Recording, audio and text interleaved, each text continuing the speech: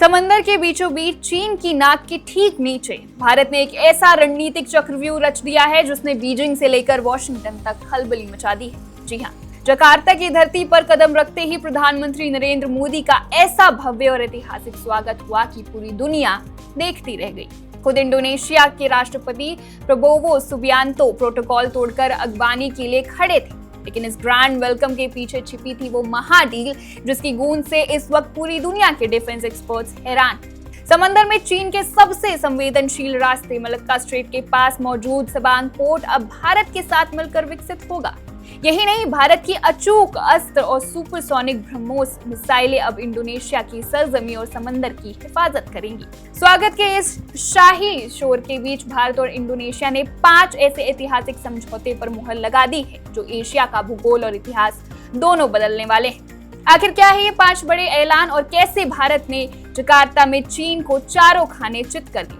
आइए आपको सुनाते हैं इस ऐतिहासिक दौरे की पूरी इनसाइड स्टोरी। कहानी शुरू होती है सोमवार की शाम से, जो पीएम मोदी का विमान जकार्ता एयरपोर्ट पर उतरा। इंडोनेशिया में इस वक्त नया नेतृत्व है, नए राष्ट्रपति प्रबोवो सुबियांतो है, लेकिन भारत के लिए उनका सम्मान और दोस्ती का जज्बा बिल्कुल अटूट दिखा।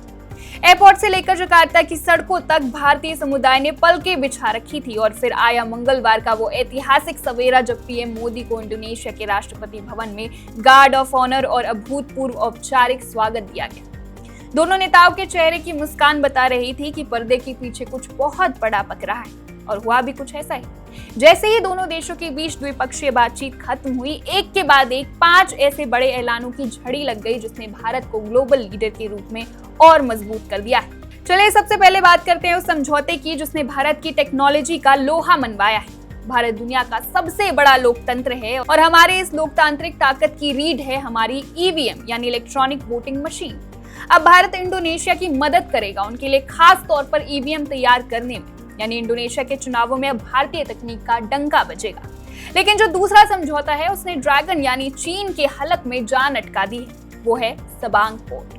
भारत और इंडोनेशिया मिलकर इस रणनीतिक बंदरगाह को डेवलप करेंगे। नक्शे पर देखिए, ये पोर्ट मलक्का स्ट्रेट के बिल्कुल मुहाने पर है। ये वही समुद्री रास्ता है जहां से चीन का 70% से ज्यादा व्यापार और तेल सप्लाई होता है।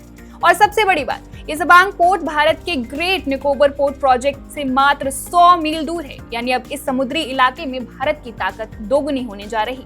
अब बात करते हैं उस मारक क्षमता की जिसका तोड़ दुनिया के किसी देश के पास नहीं है। डिफेंस के सेक्टर में भारत ने इंडोनेशिया के साथ 2 महाडील की है। पहली डील है भारत की स्वदेशी अस्त्र मिसाइल की। हवा से हवा में मार करने वाली इस मिसाइल ने हाल ही में ऑपरेशन सिंदूर में वो तबाही मचाई थी कि इंडोनेशिया इसका कायल हो गया। जकार्ता ने बिना वक्त गवाए आधिकारिक तौर पर भारत से अस्त्र मिसाइलें खरीदने का बड़ा फैसला सुना दिया है, और इसके साथ ही भारत की सबसे घातक सुपरसोनिक क्रूज मिसाइल ब्रह्मोस को लेकर भी डील पक्की हो गई है। इंडोनेशिया अपनी सुरक्षा के लिए अपने ब्रह्मोस मिसाइल के स्टॉक को बढ़ा रहा है और भारत उसे और अधिक मिसाइल बैटरियों की सप्लाई करने जा रहा है। ये दोनों डिफेंस डील्स बताती है कि भारत अब सिर्फ हथियार खरीदने वाला देश नहीं बल्कि दुनिया को हथियार बेचने वाला डिफेंस हब भी बन चुका है। अब बात उस 5वें समझौते की जो आने वाले भविष्य की अर्थव्यवस्था को तय करेगा। आज की तारीख में जिसके पास क्रिटिकल मिनरल्स यानी जरूरी खनिज है, वही दुनिया के टेक इंडस्ट्री पर राज करेगा। ग्लोबल सप्लाई चेन में चीन के एकाधिकार को तोड़ने के लिए भारत अब इंडोनेशिया में स्टील, निकेल और रेयर अर्थ परमानेंट मैग्नेट की मैन्युफैक्चरिंग यानी निर्माण में बड़ा निवेश करने जा रहा है।